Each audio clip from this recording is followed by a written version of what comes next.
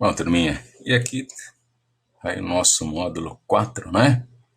Tá na página 276 do nosso caderno de revisão 2. Então vamos dar uma olhada aí. E no mesmo esquema que a gente já havia combinado, né? Além do conteúdo, uma boa apresentação da resposta da ideia é fundamental. Então vamos lá.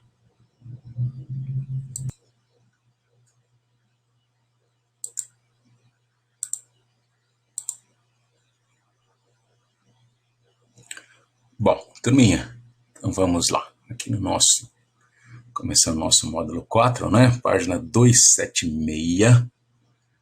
Tá? Um exercício muito interessante, tá? Simples, né? Mas muito interessante. Então nós temos aqui, um aluno montou uma tabela comparativa entre os dois filos de animais invertebrados e pediu a seu colega de classe que a completasse com informações de forma que ficasse correta.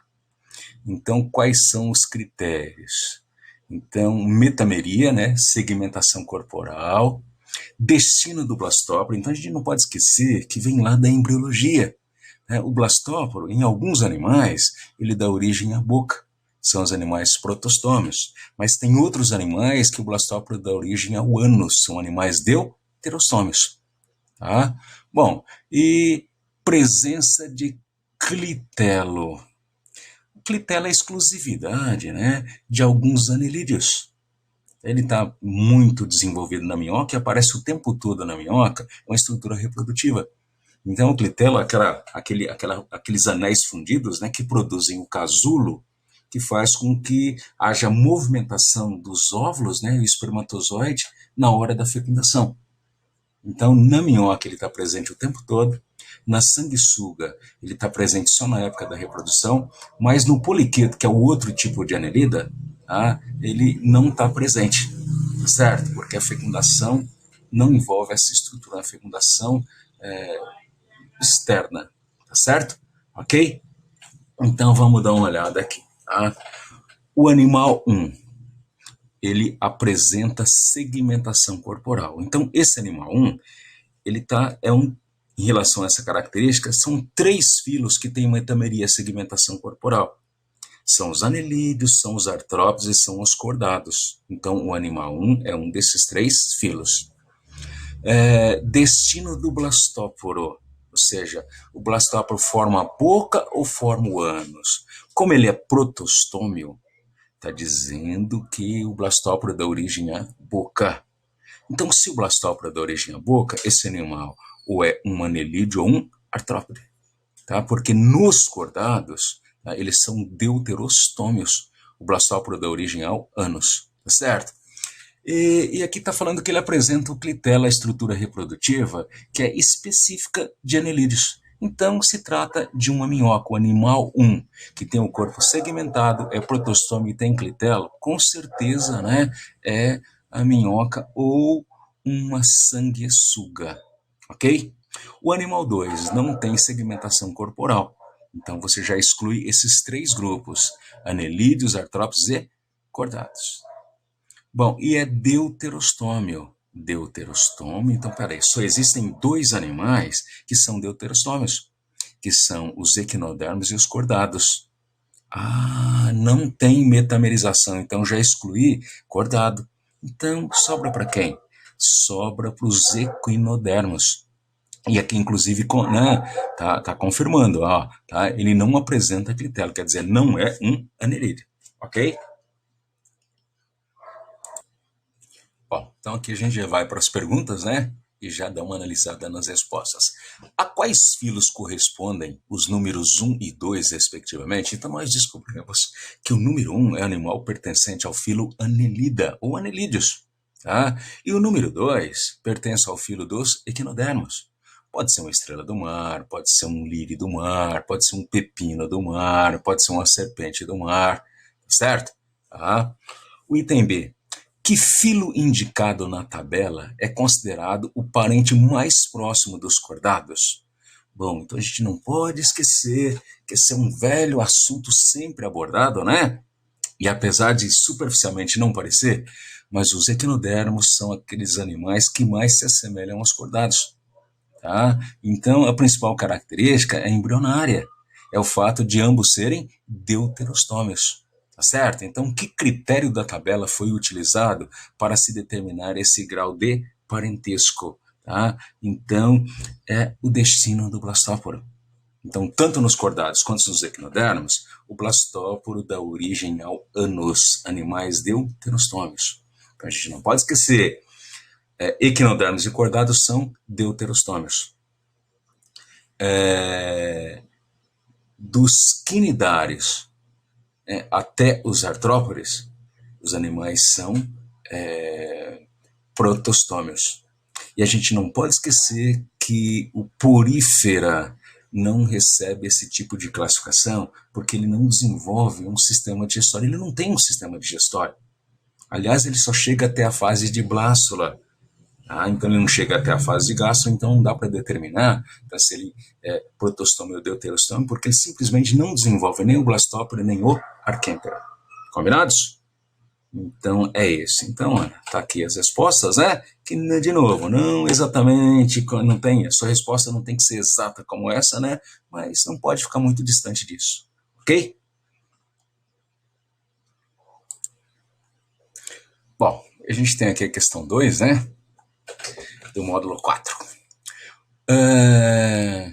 Os vertebrados aquáticos podem ser divididos em 3 grupos, que apresentam particularidades biológicas. As informações a seguir referem-se a características de cada um desses grupos. Então, a gente não pode esquecer que os vertebrados aquáticos, olha, vertebrados, então a gente divide cordados em 3 subfilos.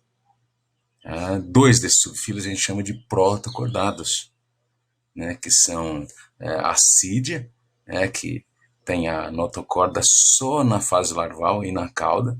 A gente tem o anfioxo, que tem a notocorda durante toda a vida, certo? E tem os outros animais que a gente chama de vertebrados ou craneados, em que a notocorda desaparece e no lugar dela surge a coluna vertebral, ok? Então é desses animais que a gente está falando, dos cordados vertebrados. Bom, então o grupo 1 são animais de esqueleto ósseo, brânquias protegidas por opérculos, fecundação geralmente externa e desenvolvimento com fase larval. Então, certamente a gente está falando dos peixes ósseos ou osteíctes, certo? Opérculo. 2. Corpo alongado, cilíndrico, desprovido de escamas, pele recoberta por muco, boca que funciona como uma ventosa. Aqui com certeza está falando dos ciclostomados ou agnatos. Lembra? Animais como a lampreia ou o hagfish. Aqueles animais que não têm mandíbula, que têm uma dificuldade tremenda para conseguir alimento. Certo? Bom, e o grupo 3, esqueleto cartilaginoso, já bem sugestivo, né? Presença de espiráculos. Então, espiráculo é aquela estrutura, né, que o tubarão tem no intestino, aquela espécie de parafuso, né, espiral que ele tem no intestino, para aumentar a superfície de contato com o alimento e aumentar também a absorção, tornar a absorção do alimento mais intensa. Fecundação interna e desenvolvimento sem fase larval. Então, com certeza, o grupo 3 se refere aos peixes de esqueleto cartilaginoso, também chamados de condrictes. Então, identifique cada grupo de organismo citado, exemplificando-os. Então, eu vou botar aqui já naquela resposta, né? Olha, então tá aqui, né?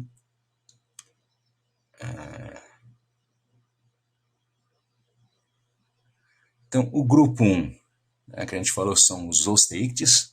Esqueleto ósseo e presença de opérculos são características que identificam os peixes ósseos, como o bacalhau, como o salmão, como a truta, a grande maioria dos animais que a gente conhece como peixe, tá certo?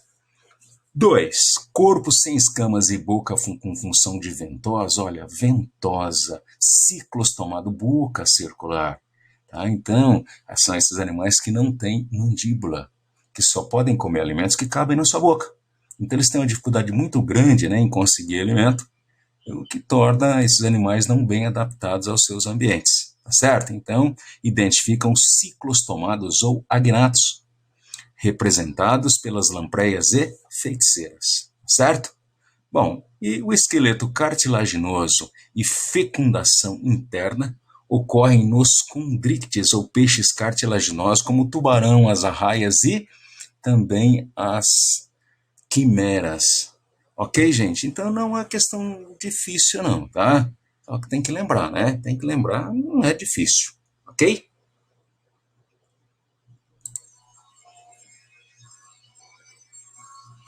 Bom, e aqui a nossa questão 3, né? Então, pela apresentação aqui, olha, dá para perceber que se trata de anfíbios, né? Então, a figura representa o desenvolvimento que ocorre nos sapos. Então, o sapo é o principal representante dos anfíbios, né? E aqui a gente vê porque a denominação anfíbio, né, que esse grupo recebe. Então, parte da sua vida eles passam na água. Tá? E ao completarem a metamorfose, né, eles vêm para o ambiente terrestre. A gente não pode esquecer que esse grupo de vertebrados, né, eles são os primeiros tetrápodes, os primeiros animais que pensaram em viver em ambiente terrestre. Certo? Então, são portadores de 4 patas na fase adulta, olha, mas isso não acontece na fase larval. Eles fazem, né, eles mantêm uma fase larval dentro da água, é quando o girino está aqui fazendo metamorfose.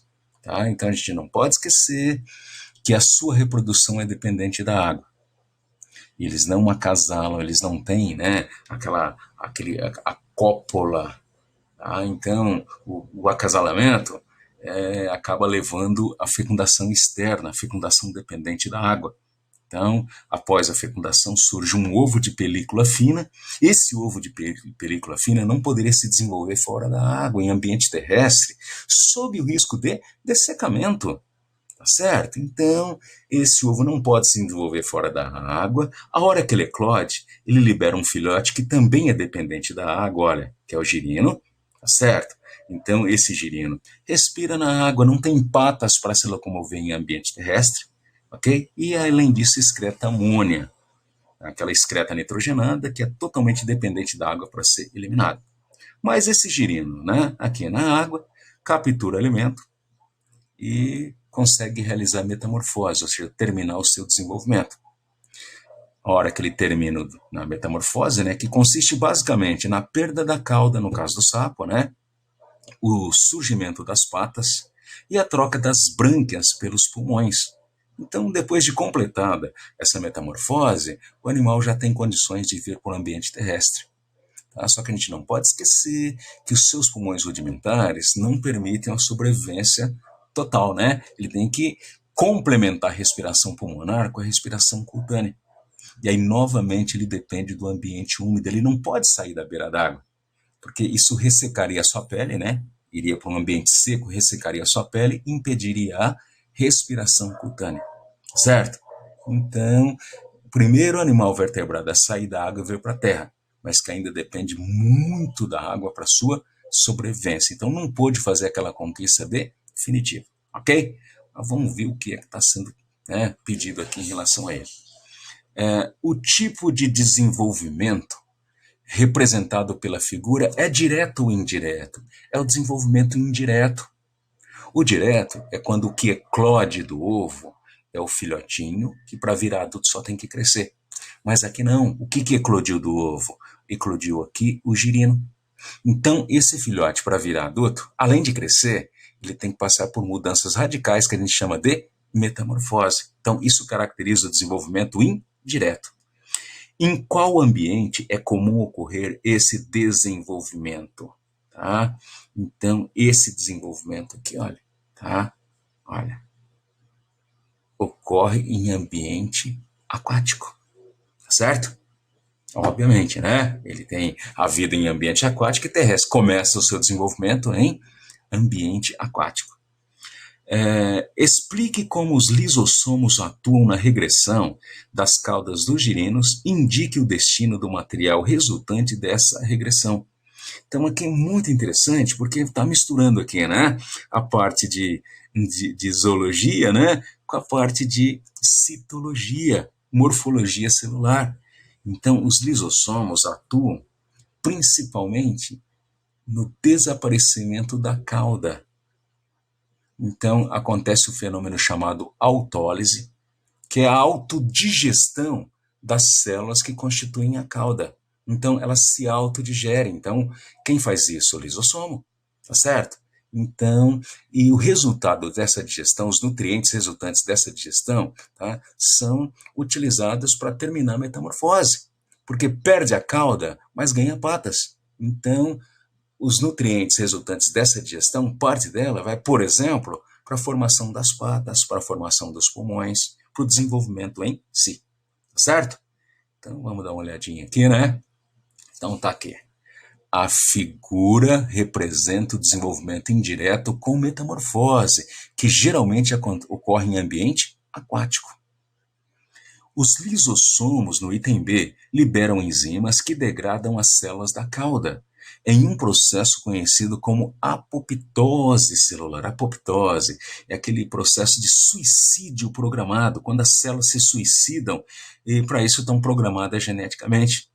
Então, ocorre a apoptose durante a nossa formação, né? Mas, assim, é bem característico em anfíbios como os sapos. Né? Então, a regressão da cauda do girino, né, envolve a apoptose, um suicídio celular programado. E o material resultante dessa regressão da cauda é utilizado para a formação, por exemplo, das pernas. Bem, então notem bem, uma questão relativamente simples, né? Mas você vai ter que juntar aí conhecimento de zoologia, o que acontece, por exemplo, com os anfíbios, a principal característica dos anfíbios, eles que fizeram a transição dos vertebrados do ambiente aquático para o terrestre, porque o nome anfíbio, tá? E associar, né, com uma coisinha lá da citologia, ok? E aqui a 4, né? Uma questãozinha muito interessante, pessoal, porque aborda uma árvore filogenética, não um cladograma. Aquele gráfico que conta a história evolutiva dos grupos, não é isso? Bom, então, analise a árvore filogenética hipotética que ilustra os possíveis graus de parentesco entre alguns grupos de animais cordados. Então, a gente não pode esquecer que numa árvore filogenética, olha, nós temos os componentes, tá? E esses números aqui representam características, olha, que a partir deles, à direita, todos os animais possuem, todos os seres, né? A partir do número, tem que representar. Então, ó, o número 1, à direita, ó, todos os animais que vêm depois do número 1 têm uma característica em comum. Então, ciclos tomados, peixes, provavelmente está falando da notocorda, tá? Porque todos eles são cordados. Então, uma característica presente em todos os cordados é a notocorda. Então, um poderia ser a notocorda, ok? Bom, o número 2 já está falando de características que existem a partir dos peixes, mas que não estão presentes, olha, no ciclostomado, a lampreia, né, a feiticeira. Então, poderia ser a mandíbula. Uma característica que todos os demais vertebrados têm, tá? Mas que o ciclostomado não tem, a mandíbula. Tá certo? Então, ok. Bom, o número 3. Olha, o número 3 é uma característica que tem a partir dos anfíbios, mas que não tem nos peixes e muito menos no ciclostomado. Todos aqui são tetrápodes, poderia ser, certo? Uma característica presente em animais a partir dos mamíferos, mas que está ausente em anfíbio. Olha, poderia ser o âmino, animais aminiotas. Âmino, tanto o mamífero quanto o réptil quanto a ave, né, são animais aminiotas. Répteis e aves, o que poderia ser o número 5?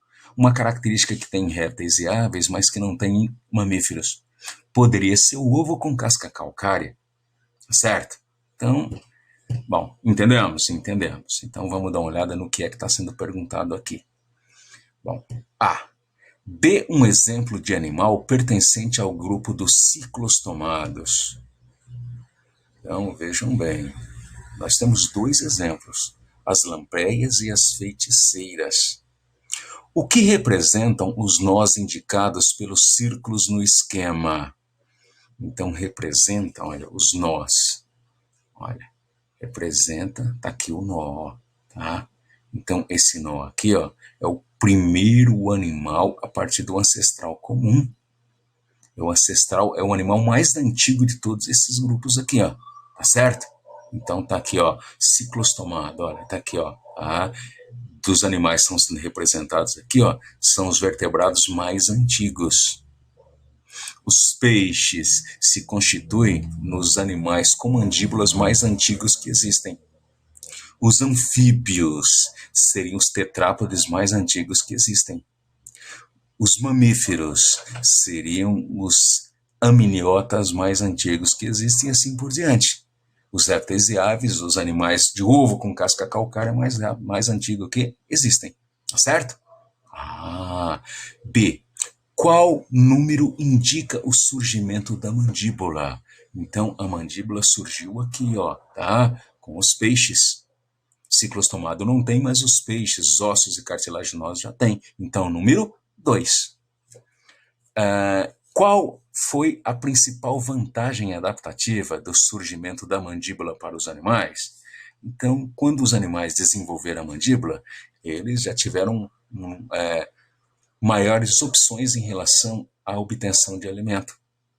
Eles puderam se defender, eles puderam cavar tocas, né? Mas o principal impacto do surgimento da mandíbula está relacionado com a obtenção de alimento. Eles puderam ampliar o cardápio. Então a gente não pode esquecer que animal sem mandíbula, ele só pode comer o que cabe na sua boca. E é muito difícil você manter um cardápio assim. Então, a lampreia, por exemplo, para sobreviver, ela é um animal parasita. Ela tem que sugar, né, fluidos corporais de outros animais. A feiticeira, a hagfish, é um animal que se alimenta de cadáveres, né, em estado muito adiantado de decomposição. Então, notem, não é fácil conseguir alimento nessas condições sem mandíbula. A partir do momento que você tem mandíbula, você pode tirar pedaços do alimento. Você pode, inclusive, comer alimentos maiores que você. Basta tirar um pedaço, ok? Então, vamos botar aqui, ó. Tá aqui, né? Então, a lampreia é o exemplo de animal pertencente ao grupo dos ciclostomados. Os nós representam o último ancestral em comum entre esses indivíduos. No item B, o surgimento da mandíbula está representado pelo número 2, aqui, ó, certo? Tá? E a vantagem da presença da mandíbula é a maior facilidade na obtenção de alimento. Ok, turminha? Beleza? Bom, então tá aqui. Terminamos aqui o nosso módulo 4, né? Já já vem outro módulo aí, tá bom?